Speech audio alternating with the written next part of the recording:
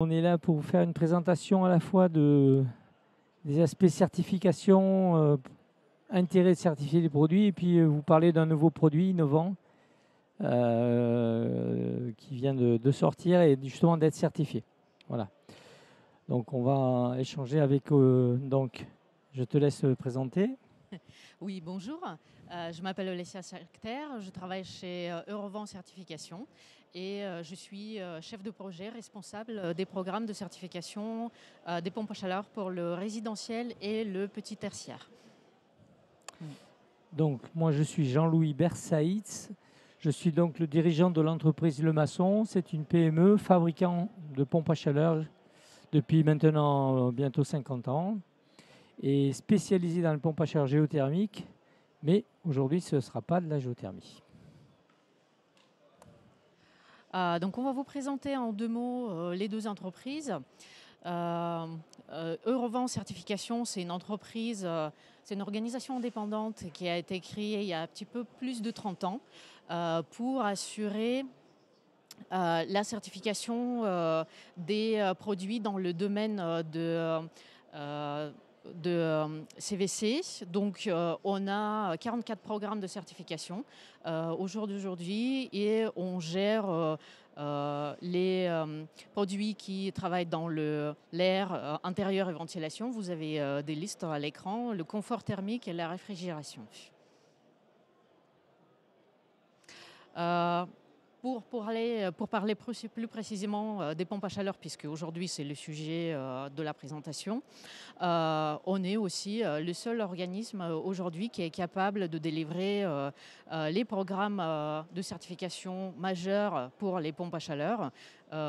Donc Eurovent Certified Performance, la marque NF, MCS, qui donc la marque de certification pour le marché britannique, et HP Keymark pour le marché européen.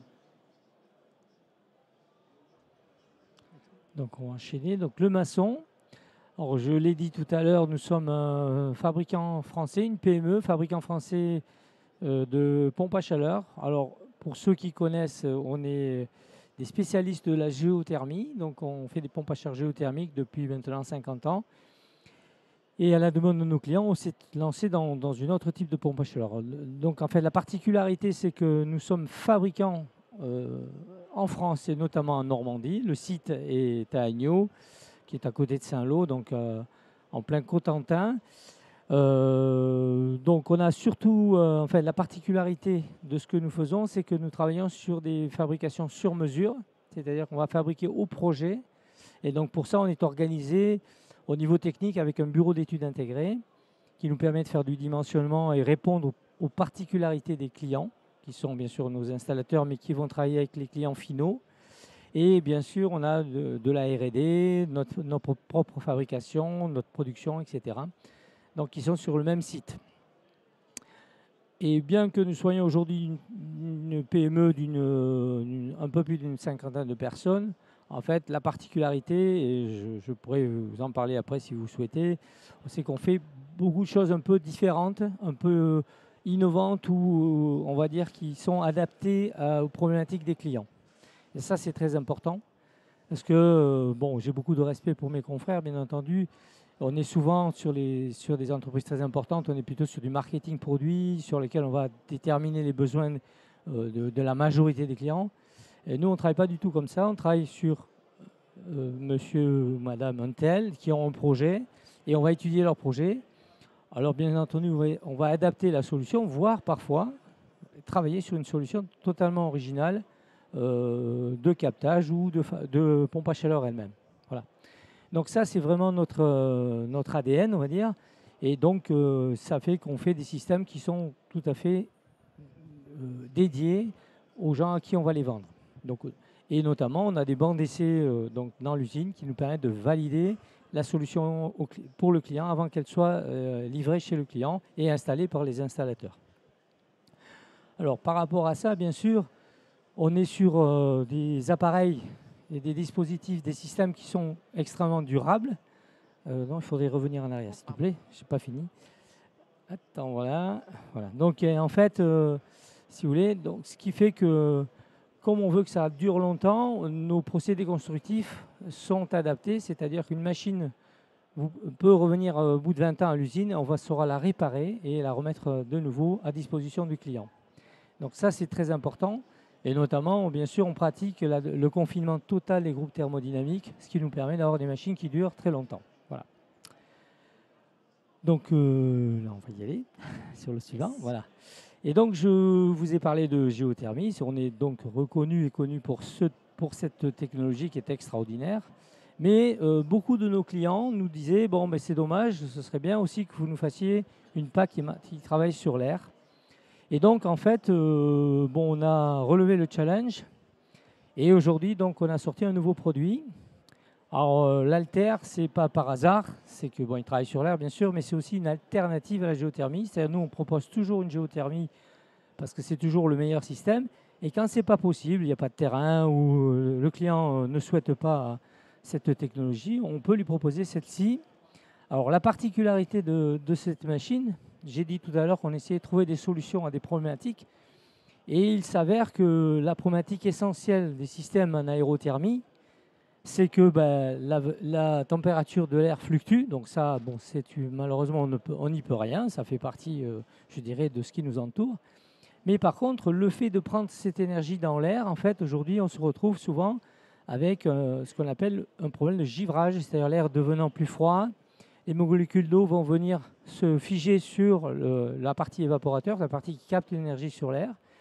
Et ça va créer donc un phénomène de givrage qui va obstruer complètement l'évaporateur. Donc, toutes les machines de France, de Navarre et d'ailleurs sont obligées de s'arrêter pour dégivrer, puis repartir. Donc, nous, on a trouvé une solution originale qui nous permet d'avoir une machine qui n'a pas besoin de s'arrêter et qui peut dégivrer gratuitement. Donc, je vais vous expliquer ça un peu plus loin. Donc, bien sûr, comme c'est une machine qui arrive aujourd'hui, on l'a développée avec un fluide naturel, donc il n'y a pas d'impact, donc en l'occurrence le propane ou R290.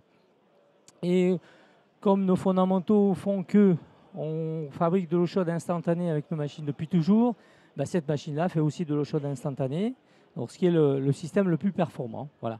Et bien entendu, on a terminé par les fondamentaux qu'on applique sur nos géothermies, c'est-à-dire une machine qui sera aussi, vous pouvez vous asseoir monsieur, pas de problème, qui va aussi être réparable, alors sur site ou en usine, et donc qui vous permettra d'avoir une solution qui va durer longtemps. Voilà. Donc si tu veux passer à la suivante, voilà. Ici c'est pour vous expliquer un petit peu le principe de cette innovation en fait. Alors la grande majorité des machines que vous avez sur le marché en fait, elles ont un évaporateur, un compresseur, un condenseur et un détendeur, c'est-à-dire qu'on va prendre de l'énergie dans l'air, comprimer cette énergie, comprimer le fluide frigorigène pour le faire monter en pression, pour pouvoir ensuite le distribuer dans le chauffage, le système de chauffage ou de production d'eau chaude. Et ensuite, on va détendre, etc. Donc ça, c'est le fluide, le concept classique d'une pompe à chaleur. Et ici, l'originalité, c'est que nous avons 2 évaporateurs. Alors évidemment, vous allez me dire, bah oui, c'est pas très malin. Ben si, parce qu'en fait, la particularité, il y a une deuxième astuce dans la machine qui nous permet, en fait, et qui a été l'objet d'un brevet, c'est que pendant que j'utilise cet évaporateur comme toutes les autres machines, cet évaporateur va givrer, c'est la nature, c'est la physique, on n'y peut rien.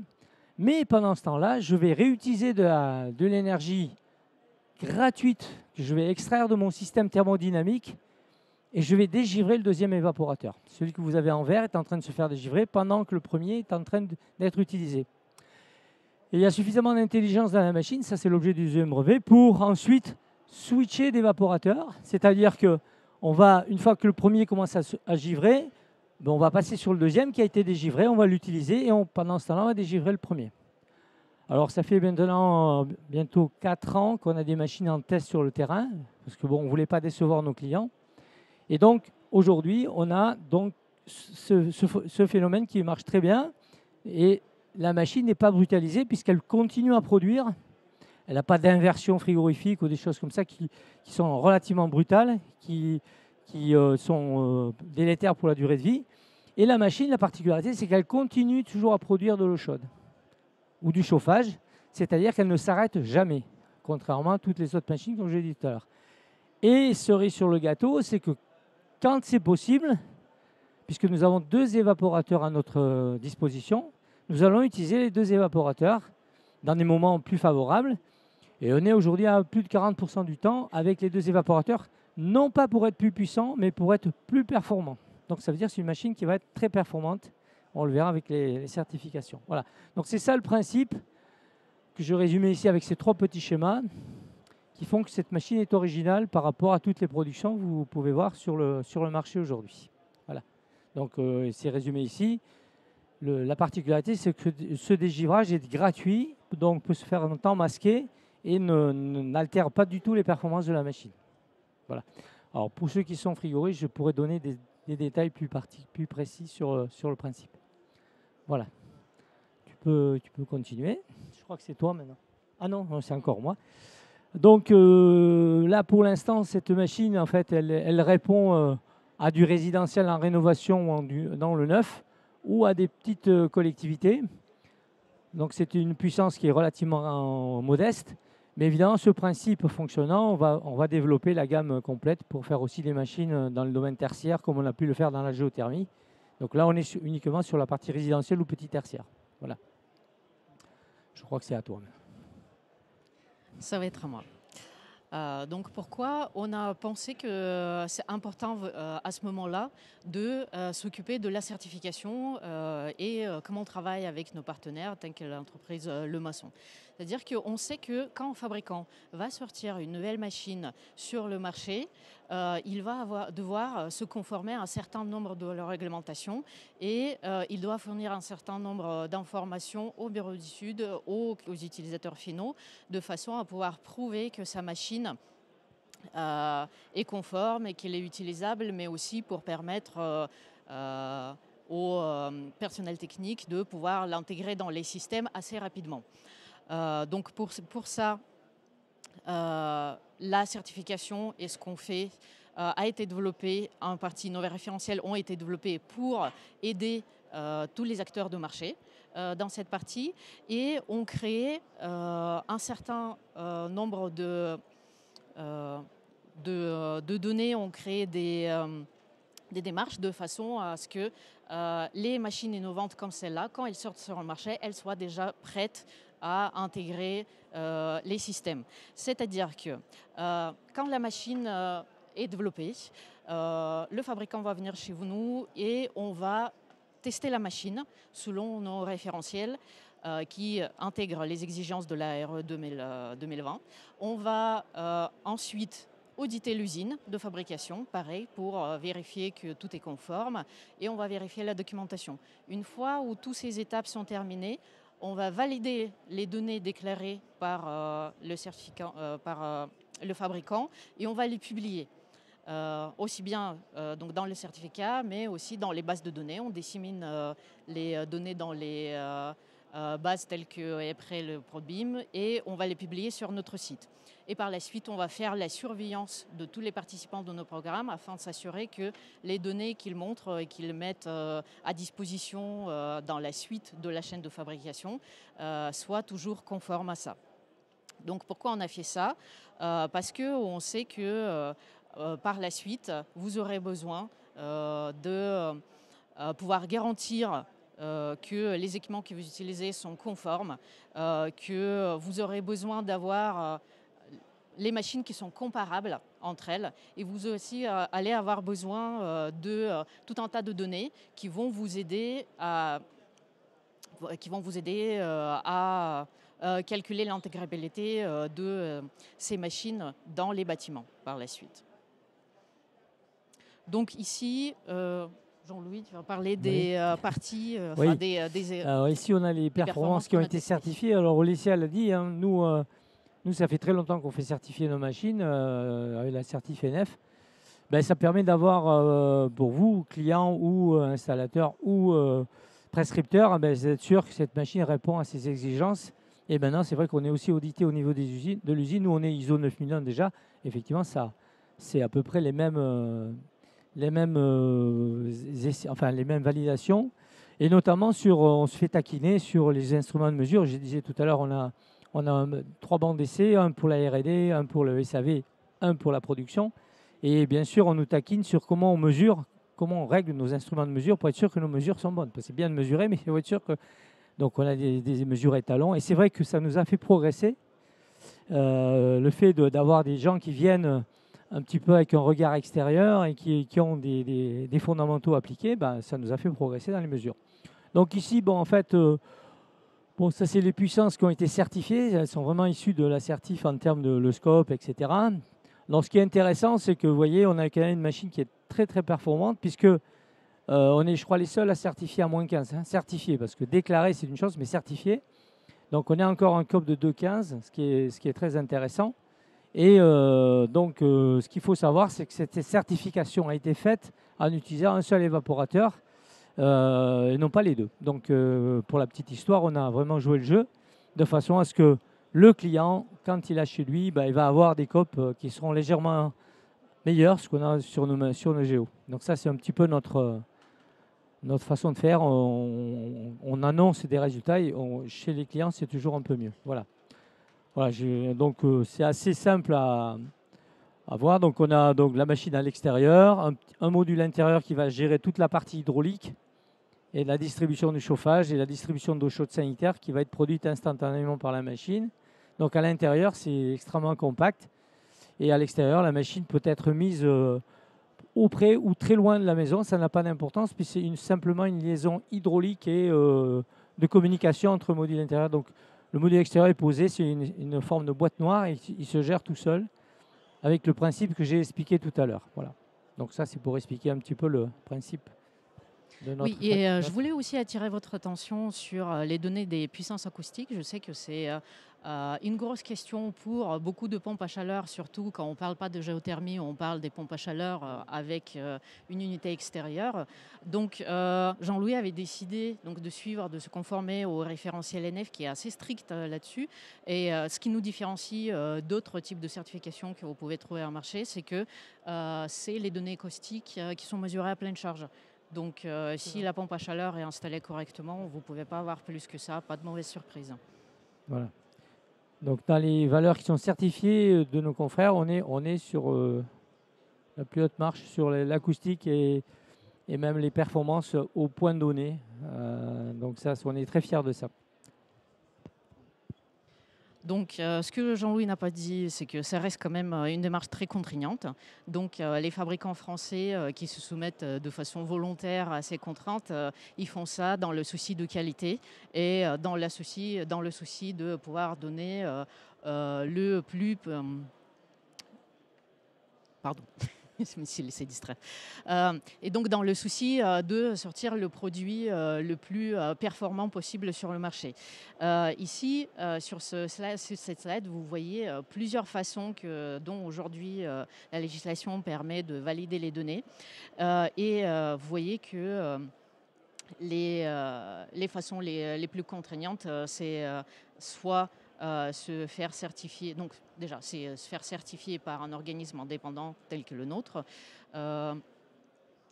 mais ça a un avantage aussi pour les fabricants, c'est-à-dire et pour vous en tant qu'utilisateur par la suite, c'est-à-dire que si jamais vous avez installé une machine, si à la sortie vous avez un claim, si quelqu'un qui n'est pas content qui vient vous challenger sur ce que vous avez fait, si votre machine est certifiée de façon indépendante chez nous, selon nos référentiels, vous n'aurez pas de pénalité sous la RE 2020, ce qui vous permettra aussi d'assurer à ce que les chantiers se passent de façon la plus fluide possible. Ouais. Oui, pour ajouter à ce que tu viens de dire, effectivement, quand le client final parfois peut poser des questions ou avoir des réclamations, c'est vrai que les installateurs peuvent s'appuyer effectivement sur ces performances certifiées. C'est quelque chose qui valide effectivement la qualité ou en tout cas la fiabilité des résultats. Donc effectivement, ici, on a un petit peu résumé ce que ça apporte au client, hein, le client utilisateur. Donc il a des performances qui ont été validées selon un référentiel. Donc il ne part pas un petit bonheur parce qu'on sait tous que, comme on dit chez nous, le papier ne refuse pas l'encre. Parfois, On a des choses qui sont, nous, professionnels, qu'on trouve un petit peu aberrantes, mais malgré tout, les clients finaux ne sont pas des sachants, donc peuvent y croire. Et donc, bien sûr, les normes, puisque là, je parlais tout à l'heure de... on est R290 au propane, donc il faut savoir que le propane, en fait, on n'a plus besoin de protéger la nature. C'est un fluide naturel, donc s'il y a une fuite, ce n'est pas un problème, sauf qu'il faut protéger les gens qui accèdent, puisqu'il est quand même, peut être jusqu'à explosif, donc il faut se prendre quelques précautions, et ça fait partie justement du respect des normes pour pouvoir protéger nos collaborateurs, et aussi les clients finaux et les clients, les installateurs, bien sûr. Et bien sûr, aujourd'hui, vous savez, en France, on ne sait rien faire sans faire des crédits d'impôt, des aides, etc. Et souvent, c'est, je dirais, le sésame pour avoir accès à ces aides. Bon, moi, je ne suis pas un fan, hein, moi, je suis un industriel. Je préférerais on mette cet argent dans la filière pour former des jeunes et pour développer les savoir-faire, plutôt que donner de l'argent à des gens qui achètent des machines qui ne sont pas toujours fabriquées en France. Bon, je le regrette, voilà, je vous le dis. Quand j'ai un micro, chaque fois, j'en profite pour parler de ce genre de choses, parce que si on veut redévelopper du savoir-faire dans notre pays, il faut peut-être déjà travailler sur les filières et les savoir-faire. Voilà. Mais enfin, en tout cas, aujourd'hui, la certification donne droit aux aides pour ceux qui les demandent. Et bien sûr, le plus important, hein, c'est la fiabilité et qualité de la solution. Alors, elle a dit quelque chose de très important, Olicia, c'est qu'aujourd'hui, avec l'ANF, on n'est pas simplement audité sur nos performances, on est aussi audité à l'usine, comment on fabrique. Comment on fabrique, quels sont les modes dérogatoires, comment on mesure nos performances, comment on est sûr qu'on est capable de reproduire ces performances, cette qualité. Et ça, c'est un point qui est très important, qui fait partie, nous, bien sûr, de nos fondamentaux, mais là-dessus, on sait qu'on est challengé et c'est très bien. Voilà. Donc, c'est vrai qu'aujourd'hui, la norme, ça peut faire un peu quelque chose qui peut faire peur, mais c'est aussi un avantage par rapport à un produit qui est certifié. Bon, pour le reste, je vais aller un petit peu vite pour pouvoir laisser du temps aux questions. Donc, comme j'avais dit, tout produit qui a été certifié selon nos référentiels, on publie ces données. Vous pouvez les trouver sur notre site internet, où vous pouvez rechercher par n'importe quelle marque, produit, modèle, etc. Et ce qui peut être très important, c'est que toutes ces données, elles sont... vous avez la possibilité de les extraire sous format Excel dans une forme de tableau, ce qui peut être très utile quand vous allez chiffrer un nouveau projet. Et par la suite, ce qu'on fait, c'est, comme j'avais dit, on vérifie à ce que nos participants et d'autres fabricants sur le marché restent conformes à la certification, et on met en place plusieurs actions qui vont permettre à s'assurer qu'il n'y a pas de fausses informations qui circulent et que si vous avez pris des données quelque part, c'est des vraies données. Pardon. Oui, et donc il y a plusieurs façons à mettre en place ça. Vous pouvez voir déjà sur la page ici, si vous réussissez à retrouver le fabricant ou le modèle recherché, mais vous avez aussi sur notre site la liste d'incidents de marque et le vérificateur de certificats. Donc la liste d'incidents de marque, c'est une blacklist des incidents qu'on a pu constater sur le marché et avoir les informations erronées. Et si vous avez encore besoin d'aller plus loin, vous pouvez nous contacter via la forme de vérificateur de certificats, où on va reprendre toute notre base de données sur les 30 ans et vérifier si effectivement cette machine a été ou est toujours certifiée chez nous. Voilà, merci beaucoup. Si vous avez des questions.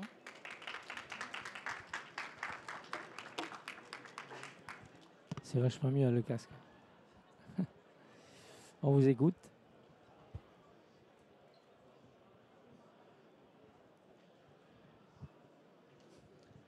Pascal Polgy pour Batirama. Elle n'est donc pas réversible, cette machine, premièrement. Et vous irez jusqu'à quelle puissance? Deux très bonnes questions. Alors, elle ne sera pas réversible. Aucune de nos machines ne sont réversibles. Nous avons développé un autre système qui s'appelle alors c'est un peu, je suis désolé, ça fait un peu barbare, c'est la thermofrigo-pompe. C'est-à-dire que nos machines, en géothermie aujourd'hui, sont capables de faire du chaud et du froid en même temps. Pendant qu'on fait du froid, on peut faire de l'eau chaude. Donc, nous, on ne fait pas de machine parce que la réversibilité, ce n'est pas le meilleur système. Donc, on essaie toujours de faire ce qui est de mieux. Donc, en géothermie, on a développé cette thermofrigo-pompe depuis quelques années maintenant. Et ici, bon, on est en train de marcher et puis après, on va courir. On espère qu'on va courir aussi bien que sur nos machines géothermiques. Et cette machine, donc, ce qui va venir après sera sous l'égide de la thermofrigo-pompe. Donc, ça veut dire qu'on fera une machine qui saura faire du chaud et du froid, et de l'eau chaude pendant qu'elle fait du froid, etc. Voilà. Et donc, en termes de puissance, elle aura les mêmes caractéristiques. Enfin, on va aller sur la même gamme. Donc, aujourd'hui, on a une gamme résidentielle. Donc, cette machine va être dans les mêmes puissances. Il y a sa petite sœur qui va arriver, sa grande sœur plutôt, qui va aller jusqu'aux alentours de 20 kW. Et ensuite, on va faire développer la gamme tertiaire, donc sur lesquelles nous, on est sur du modulaire jusqu'à 50-60 kW. Et puis après, on passe sur plusieurs modules. Donc, on sera sur la même logique. Voilà.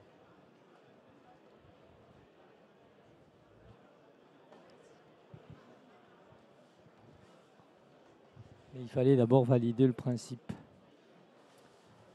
qui fait faire à la fois des économies et dans la vie de tous les jours. Hein.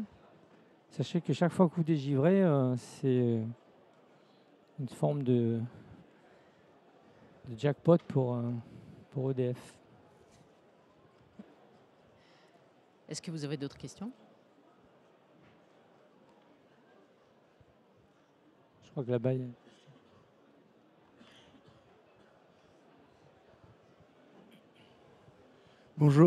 Bonjour Monsieur Després, Delta Géothermie, installateur.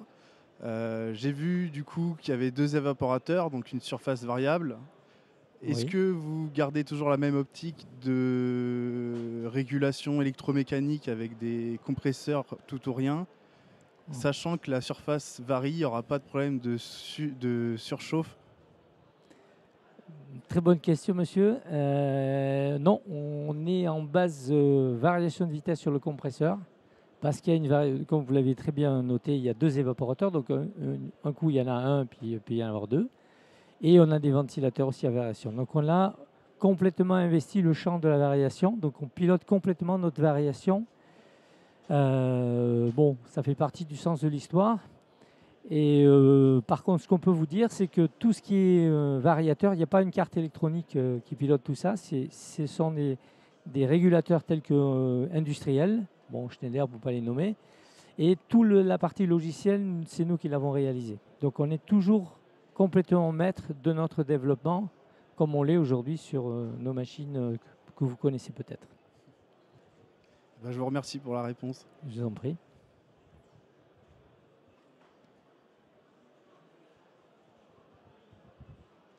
Bon, si vous avez envie de discuter un petit peu plus en détail, je vous invite de nous retrouver sur notre stand. Il y aura Jean-Louis et moi-même, et puis on est disponible pour continuer la discussion. Voilà. Pour ceux qui ont besoin de plus d'informations, qui n'ont pas osé poser la question maintenant, on est à votre disposition. Merci beaucoup pour votre écoute.